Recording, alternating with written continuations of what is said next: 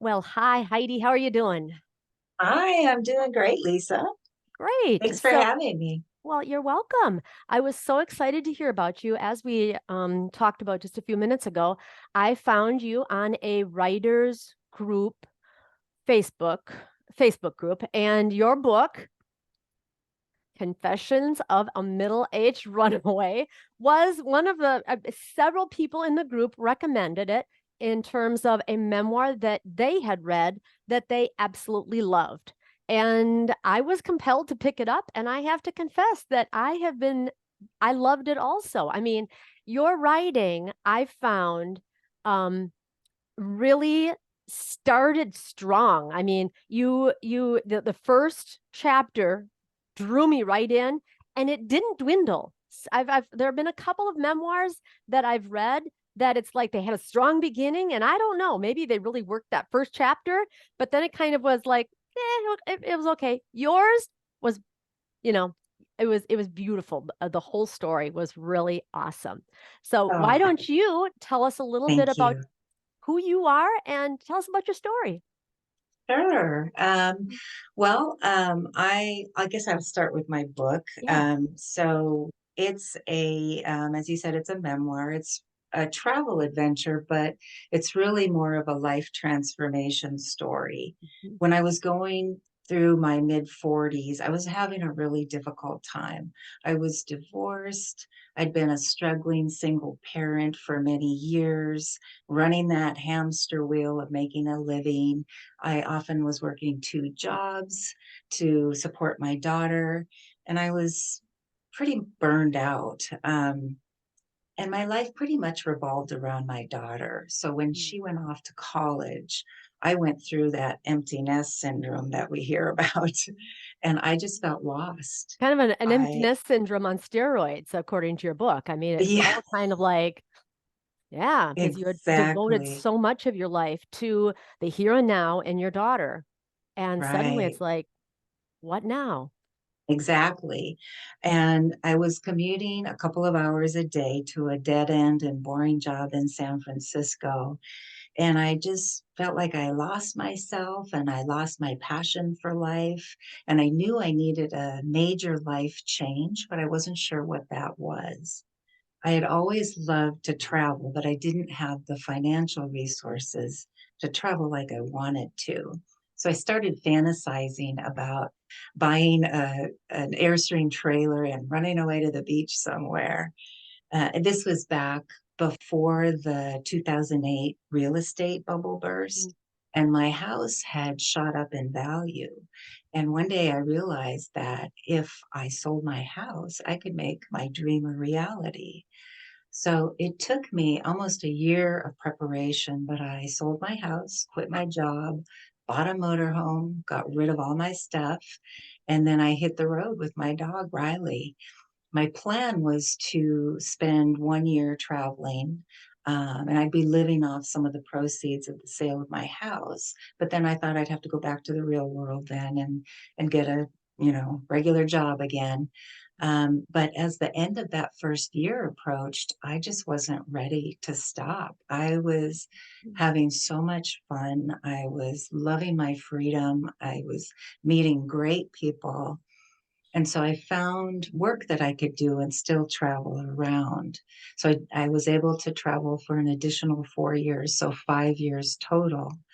And my book tells the story of that 5 year adventure and some of the challenges that I faced, the mistakes I made, like falling in love with Mr. Wrong, and really Oh. just kind of how I turned my life around from Mhm.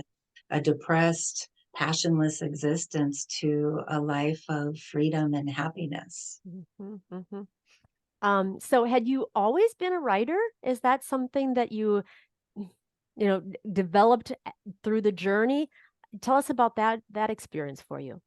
Sure. So I love to read from a very young age, and actually, I think wanted to write from a very young age. I can remember in second grade writing a short story that won a ribbon in some contest, and I was like, Mm. "Oh, this is pretty cool." Yeah. And then in high school, I remember writing a short story in a creative writing class that got a lot of positive feedback. But I didn't seriously pursue writing because I didn't think I could make a living at it. And I grew up in a family where we didn't have much money. And so I was very focused on finding a job that would, pay a good income. And so I never really seriously pursued writing. Oddly enough, I did end up making a living writing, but it was not the creative writing, author existence that I had imagined. I was an instructional designer, so I wrote training Mm. courses and I was a technical writer.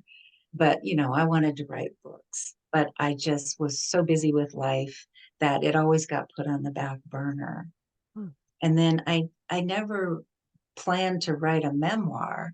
Um, Even when I was traveling, I hadn't planned on writing a memoir, but I did keep a blog for my friends and family that wanted to travel around with me Kind of keep in virtually. touch with you. Where's Waldo? Where is Exactly. Heidi? Huh? Yeah, what's she doing now?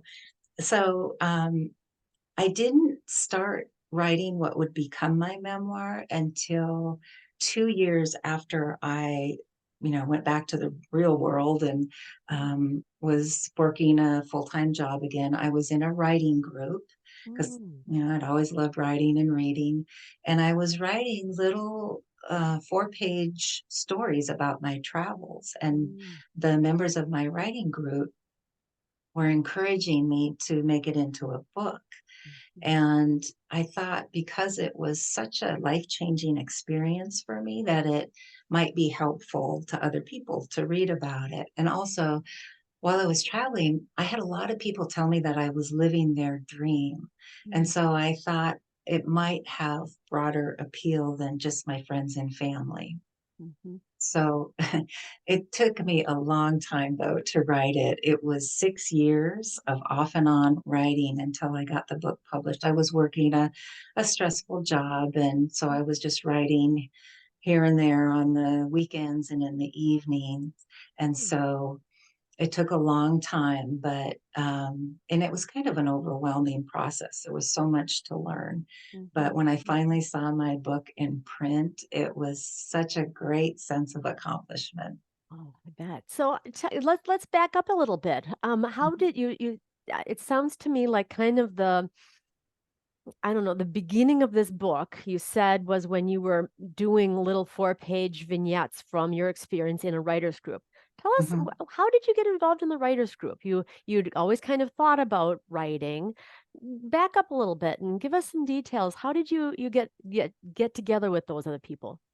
Sure. Yeah, that's a good question. So it just happened that I was living in an apartment complex, and one of my neighbors posted a sign on the bulletin board that she wanted to start a writing group. And so I contacted her and we got a writing group started. And then kind of over time, it evolved into a different writing group because people come and they go.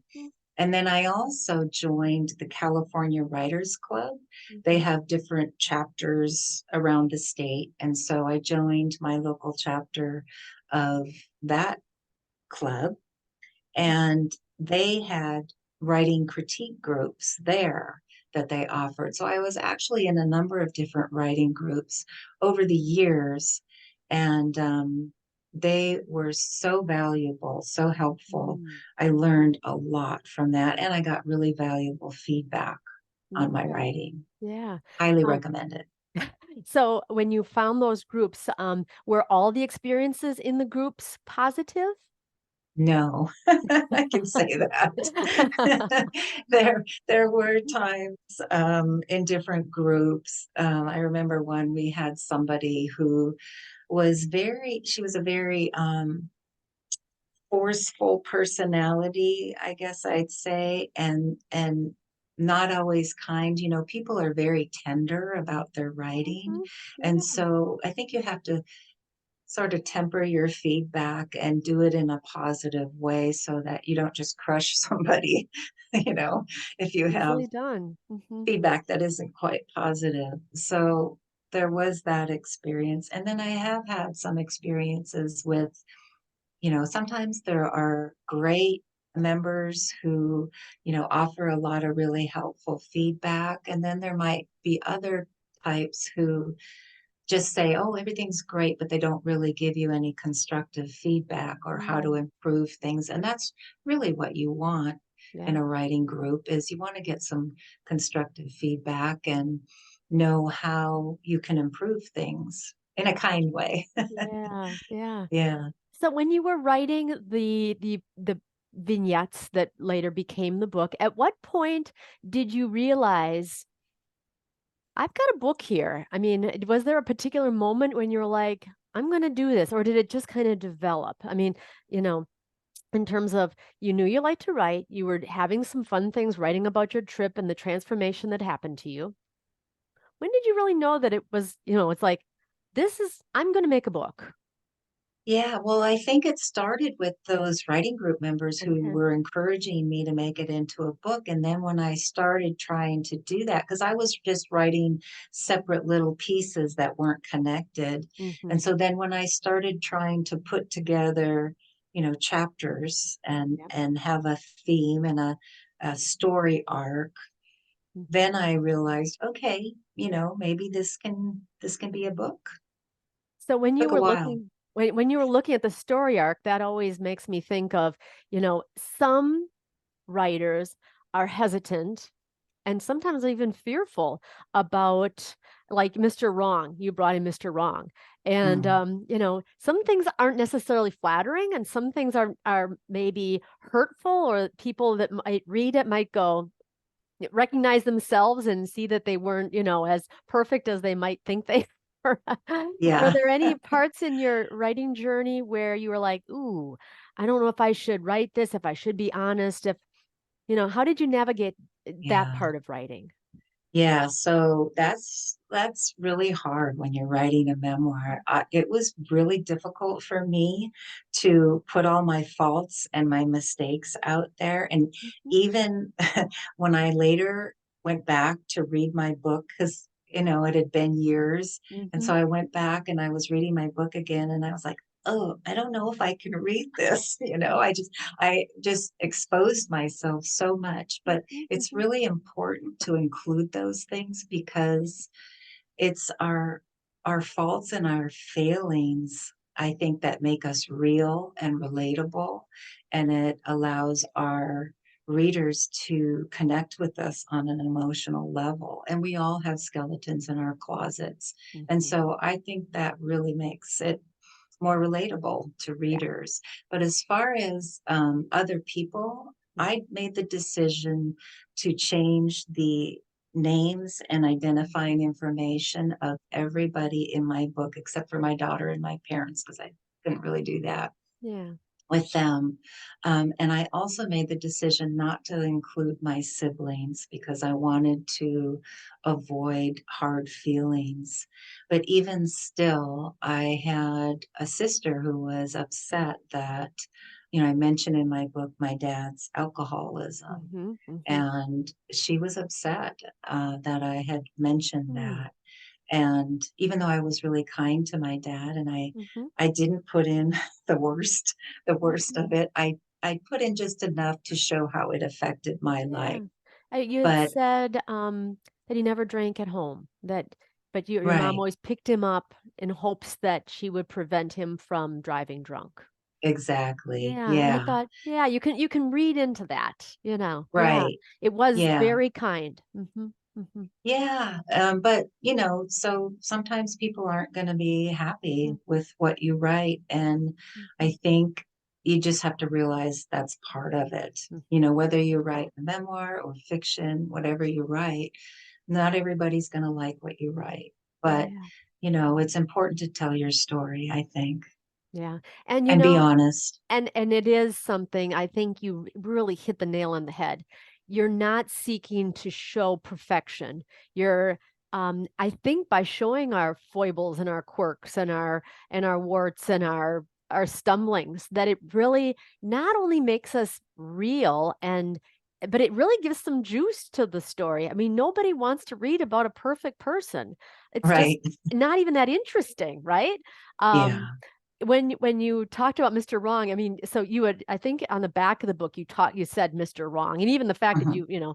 it's like, oh, this must be the Mr. Wrong. And when I read it, I thought it would be so easy to fall into this. I can totally, relate. And it's like, I, so even though you saw, it's like, yeah, this isn't going to work out. It's like, you Yeah. could really put yourself in that situation and go, oh, there, but by the grace of God would go I, Yeah. you We know? all have had those times in our life that maybe we didn't make the best decisions or do things the way we might have later on. But yeah, it does make us relatable. It does, it does. And it makes the Yeah. story, instead of just a smooth arc, it gives it the ups and downs that does give it the interest, the juice. Hmm. I don't know that there is any great story out there where the main character, the main protagonist doesn't slip up sometimes, so that you root for that person, so that I don't know if Right. it's the underdog syndrome, or you just want that person by making yourself and the character relatable, you get the audience on your side. Yeah. And I think it helps to add that tension or suspense too Mm, that keeps yes. people wanting to read. Yeah, I agree. So when you were writing that, the writers group was helping you. Um, Now the writers group was helping you with the ideas, or the writers group was helping you with the editing process. Let's tease that out a little bit. Did you edit as you were writing, or did you write and then edit? How did that work out for you? Yeah, so I think they helped mostly with the editing, but every Okay. once in a while somebody would have an idea of, you might consider doing it this way, Hmm. or, something like that.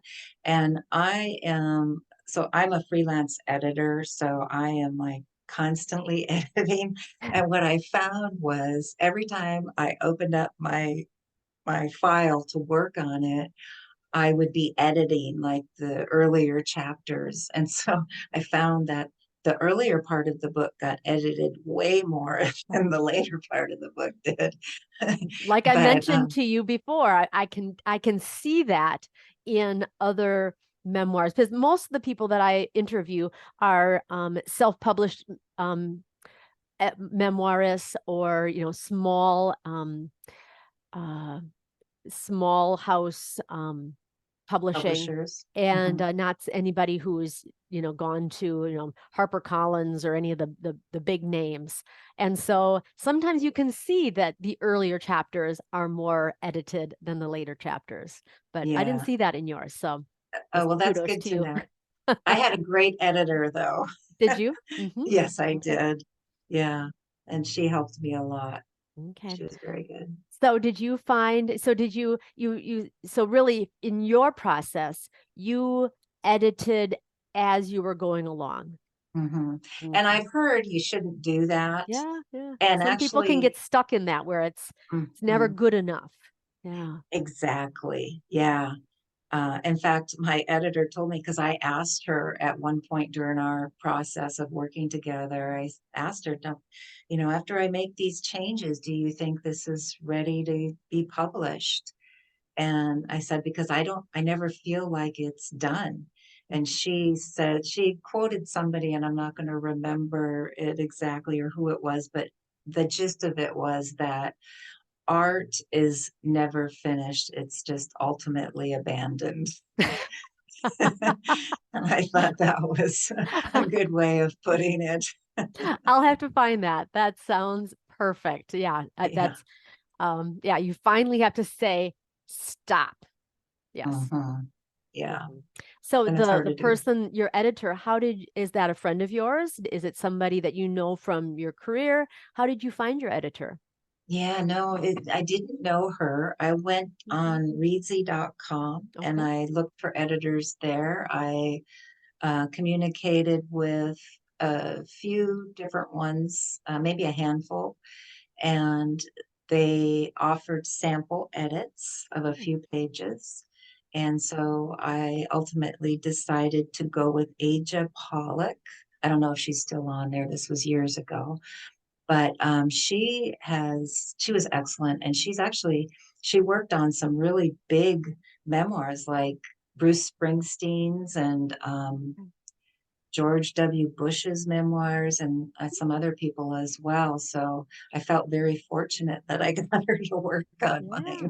I guess I Okay. just timed it right. Wow. But she was really great, very Okay. huge help. Okay. And so when she edited it, she edited the words. Now, what about the cover and some of some of the more artistic details? Where did those come from? Yeah, so the cover, I went with ebooklaunch.com. They do ebook and print books, Okay. but they offer cover art and formatting. And so I used them for both of those things. And for the cover, I had something kind of specific in mind. I didn't want to have a photograph cover. I wanted Mhm. more of an illustration. And so I was looking a lot online about, looking for covers whose designs I liked. And so I found a few examples of what I liked. And then I sent some photographs, and they created Oh, a drawing of the from the cover. photograph?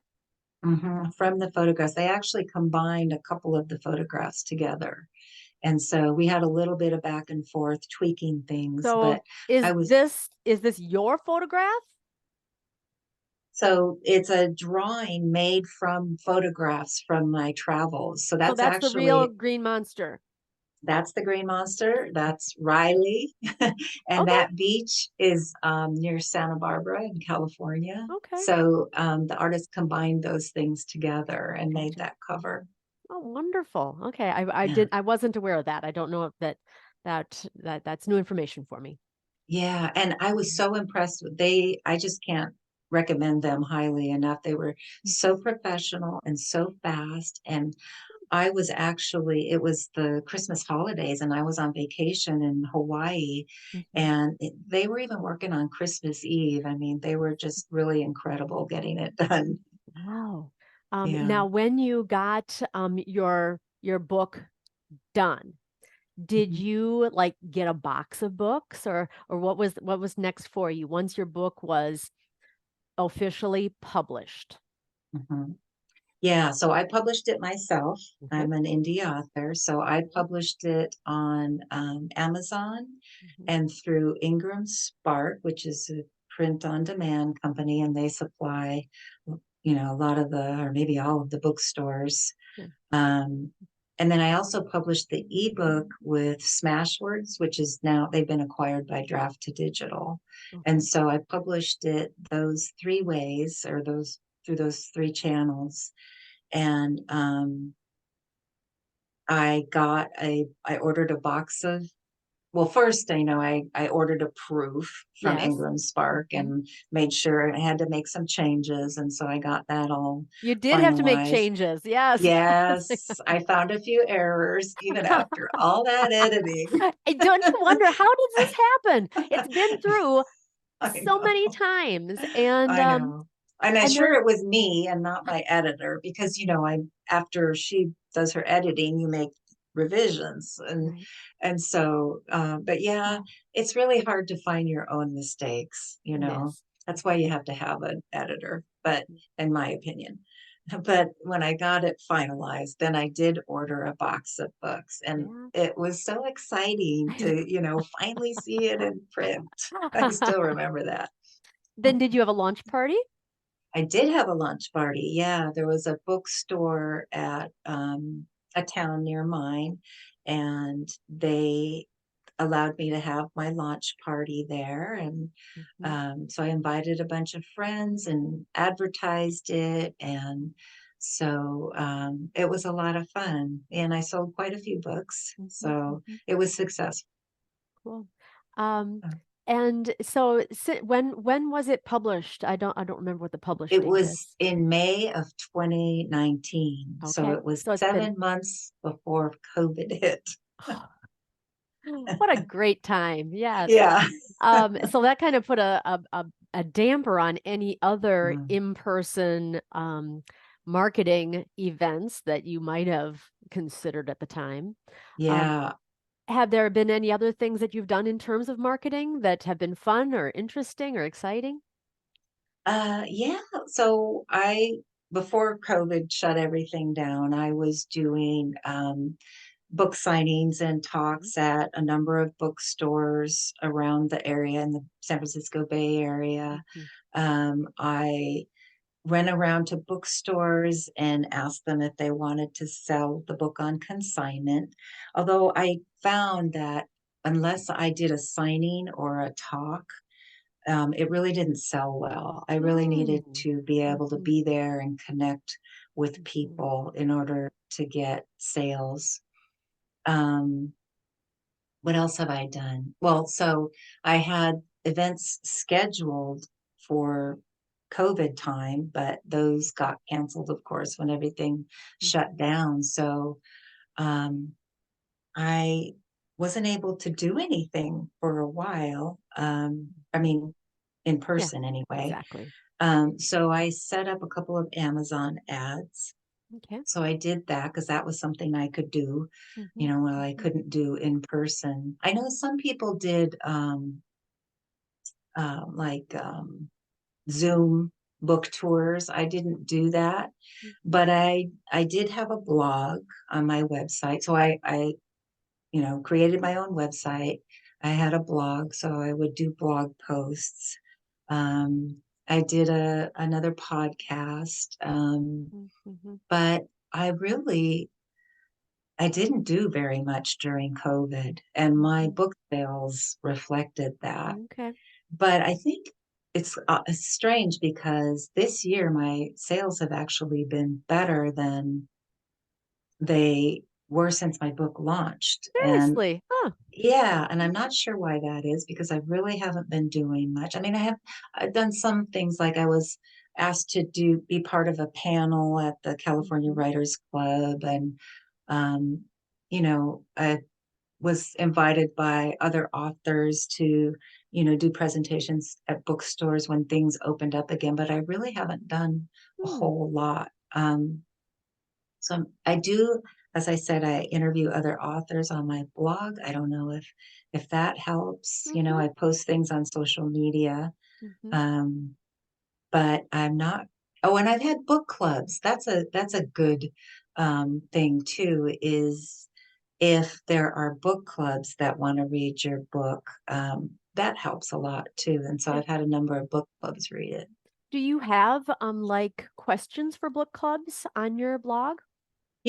I have not given a list of questions, but I have zoomed in on some of their meetings and they've asked me Oh, questions. okay. Kind of Yeah. like let's have our book club read this book, talk about it, and the author is coming. Yeah. Oh, Yeah. that sounds yeah, that's very exciting. Yeah. It's fun. It's a lot of fun. Well, the name of the podcast that we're on right now is called Overcoming Writer's Block. Is that do you ever feel stuck or blocked when you've been writing? Absolutely. And what tips do you have? What trade secrets Mm. perhaps could you reveal to us? Well, I don't know if I have any secrets. I've just tried a lot of the things that I have learned, from other people. Like right now, I'm writing. So I've had a number of people ask me for a sequel to the memoir, and I Mhm, did try to come up with a storyline for a sequel, but I just couldn't come up with a good story arc. And hmm, maybe later I will be able yeah, to come up with that, but right now it just doesn't seem to be the time. So I had a few false starts with ideas for other books, but when I came up with the idea for my current book, mhm, it was something completely different. So I'm writing a suspense novel, okay. and And I've run into some writer's block with that. I thought it would be so easy to just be able to make stuff up, right? Yeah. Because with writing my memoir, I was really concerned with getting things right. And Okay. because it had been years and Uh-huh. my memory can be kind of fickle, I was I was really grateful that I had my blog post that I could refer to so that I could remember, okay, this is what I was doing then, and this Huh. is what I was feeling. And so that helped me a lot. But I found writing fiction, I'm still worried about getting things right because you Mm. want it to be believable. And Mhm. with suspense, you have to have twists and turns to keep the reader guessing. Uh-huh. And I have found a few times that I've kind of gone off into the weeds and gotten stuck. And so I've had to backtrack and rewrite some things, Mm. that I realized, okay, this just isn't working. So then I have to go back and rework things and rewrite, and that's hard to do because you've written all these words and then you have to delete them and Uh-huh. kind of go Do back you to. delete them? Do you really delete them? I do, yeah. Well, I keep Oh, I keep previous versions, okay, okay. but yeah. I have I mean, I'm a saver. I mean, I keep letters, I keep journals, I have the hardest time. One time a dog that I have, that she's passed now, but she Oh, I'm ate one of my sorry. journals and Oh, it really happened. a leather covered journal. And Oh, oh, it just killed me. I mean, oh I yeah. sobbed. It felt like something so personal had been destroyed. Oh, I That bet. Yeah. I even in drafts of a book, I still have when I did my master's thesis, I still have, I mean, this was, I mean, mid 90s. Yeah, mid 90s. I still have all the versions of my master's thesis. Oh, yeah. You know, I It's just so much work. Mhm. Yeah. You want to keep And it. I look at it and I have this sense of accomplishment. So when you said you delete it, it's like, oh, how could you do that? Yeah. No, I do keep previous versions just Okay. in case there's some little kernel of that I want to bring back. Yeah. Okay, good. Yeah. Whew. That was a Yeah. close one. But just that act of deleting all those paragraphs or pages or whatever it Or is, thinking it's that you're not going to use it, that this was wasted time. I mean, yeah. not that I don't think in a story there is wasted time. There are rabbit holes and dead ends that you must explore to realize it's a Mhm. dead end, right? Yeah. And sometimes I heard this from I don't know who, some author that said they leave off their writing for a day in the middle of a sentence. And so Mm. when they come, next time to write, they don't have to think up something new. They can just continue writing that sentence or paragraph. And so I have found that to be helpful. Okay, so that's a great segue to my next question. Do you currently have a writing practice? Do you, when you're writing, do you write daily? Do you just write when you feel inspired? Are you a morning writer, a night writer? Do you write in the car? What is your actual experience there? It's so funny because I recently wrote a blog post about this and it's called I'm the Other Kind of Writer because I'm I've read intrigued. I've read so many blog posts and stories about people who, they get up at 5 a.m. and they write for 2 hours before they get the kids ready for school and go to work or, they stay up all night writing because they're just so inspired and they can't stop writing or, you know, they have to write every day because they're a writer and writers have to write. And I'm the other kind of writer.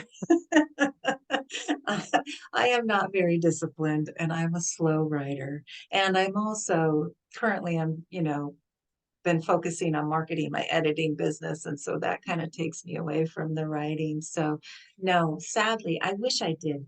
I don't write every day. I don't have set hours that I write, and I know I should.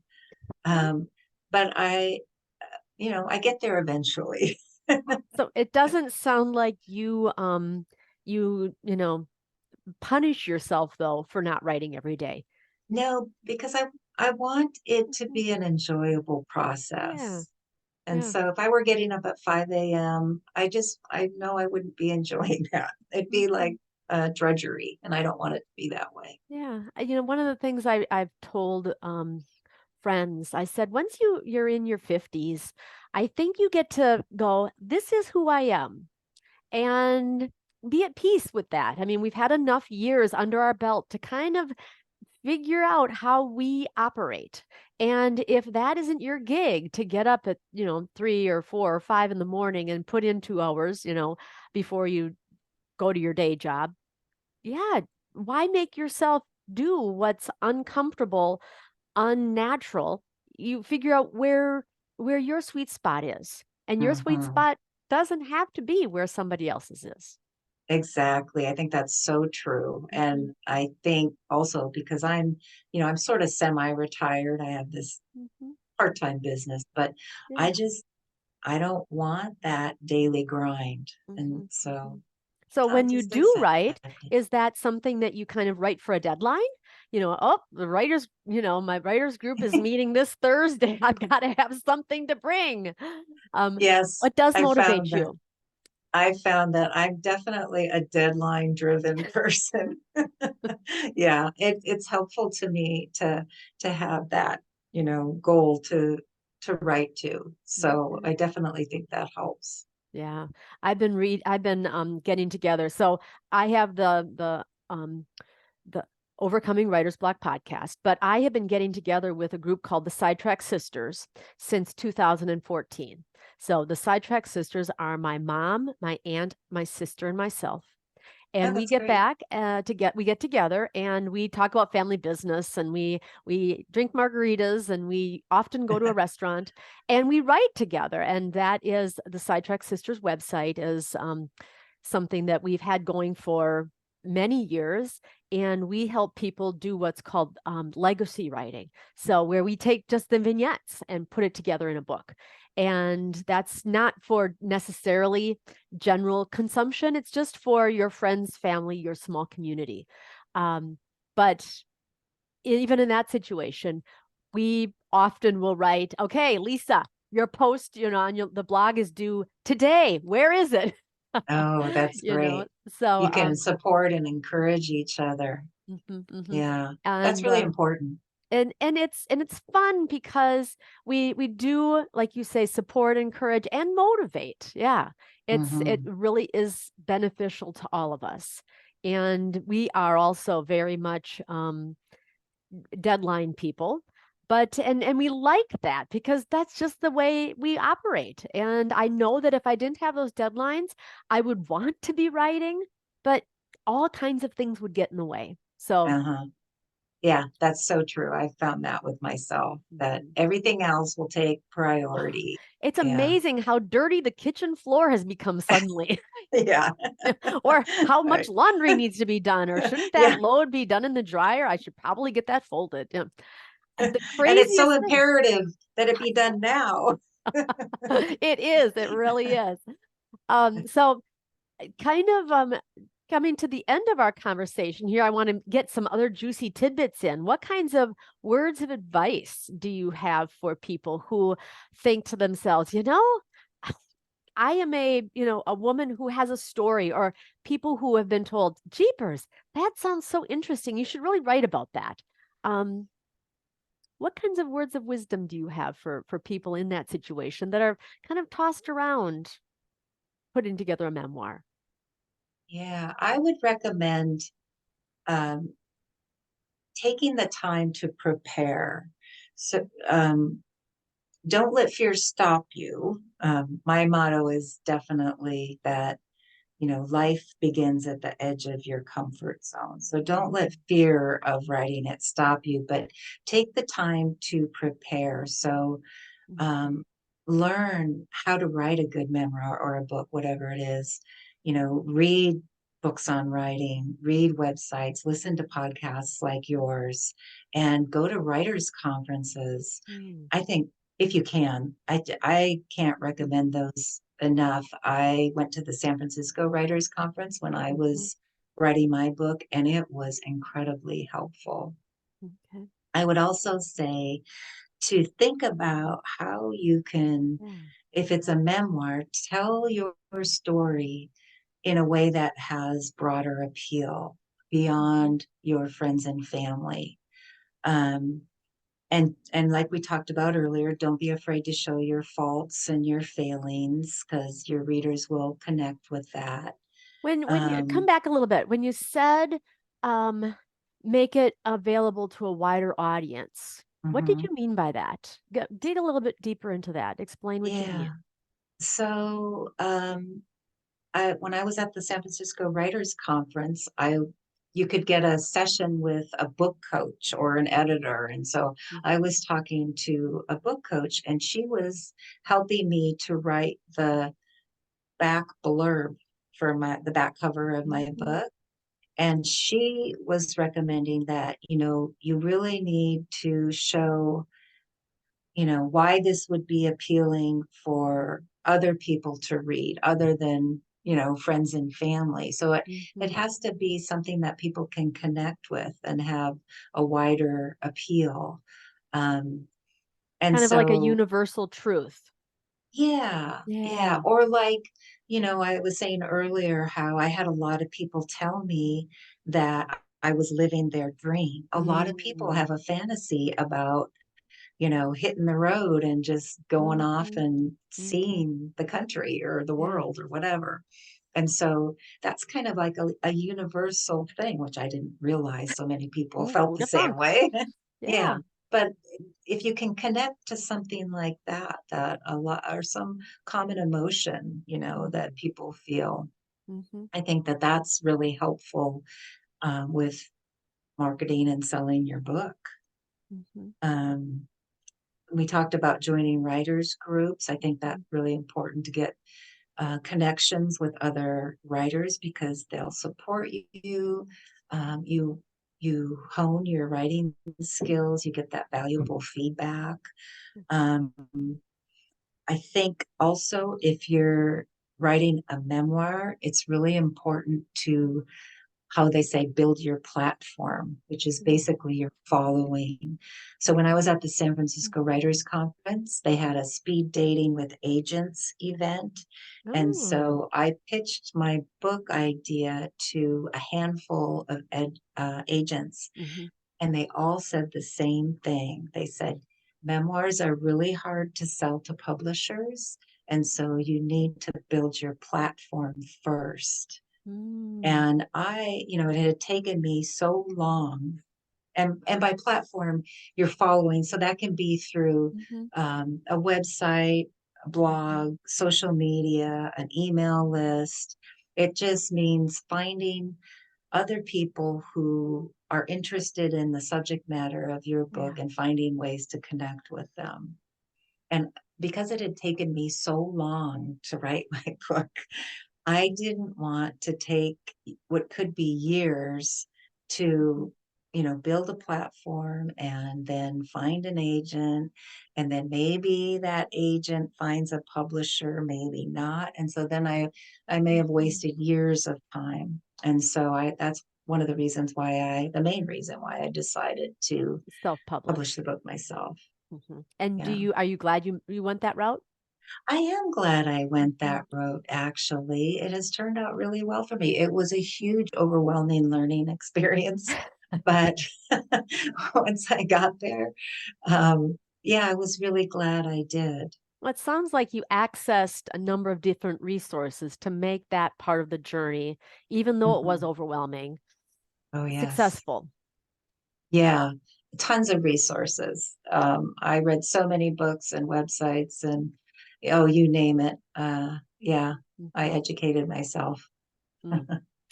So what's next for you? You said you were kind of dipping your toe in the genre of suspense.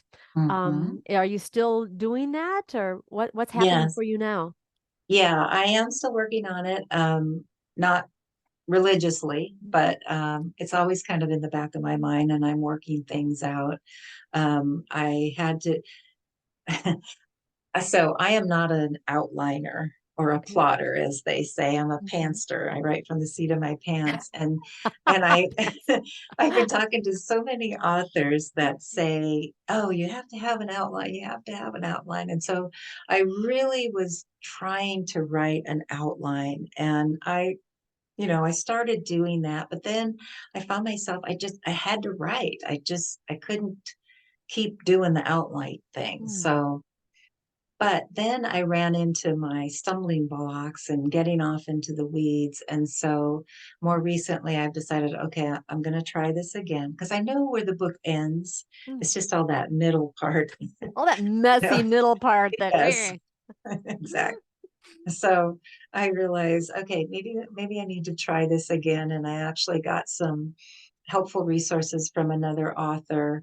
And so I'm working on doing the outline again. And Okay. I'm really going to try to carry it through this time So, because I think that'll help. one of the things you mentioned before was that you've read books about writing. Are there any Mhm. particular ones that jump to the top of your head in terms of favorites? Oh gosh, yeah, I have so many. So um, On Writing by By Stephen Stephen King. King. Hmm. Yeah. Um, The Art of Memoir by Mary Carr.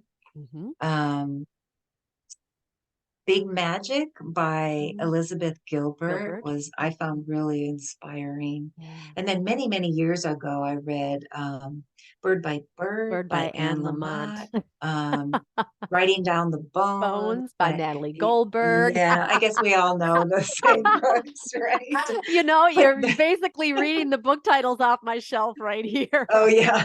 But then there Oh. were other ones like How to Write a Book Proposal. Mm. I also joined the Nonfiction Authors Association, which was a huge help to me also. And Stephanie Chandler, who started that organization, has written some books, and one of them was the Nonfiction Book Publishing Plan, I think is the Ooh, name of it. okay. That was hugely helpful for people who are Mhm. self-publishing. Good, Yeah, good. there's a bunch. Oh, okay. Thank you. Those are some great suggestions. And the last ones I'm not familiar with. So I'll definitely have to, note those in the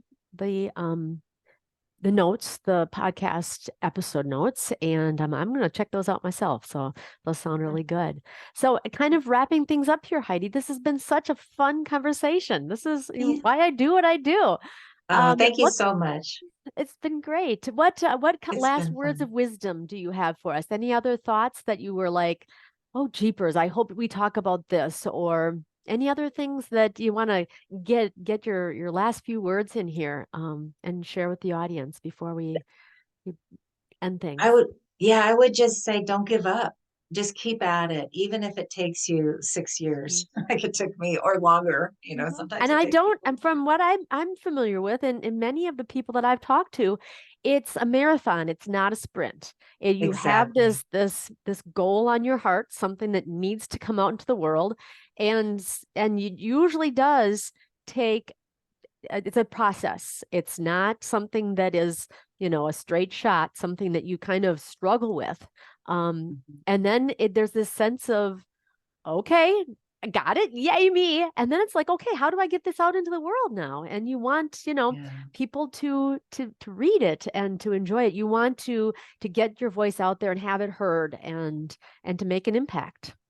And Right. Yeah. and And your story deserves to be told and heard. So yeah, Mhm. keep at it. Exactly. Wonderful. So Heidi, thank you so much.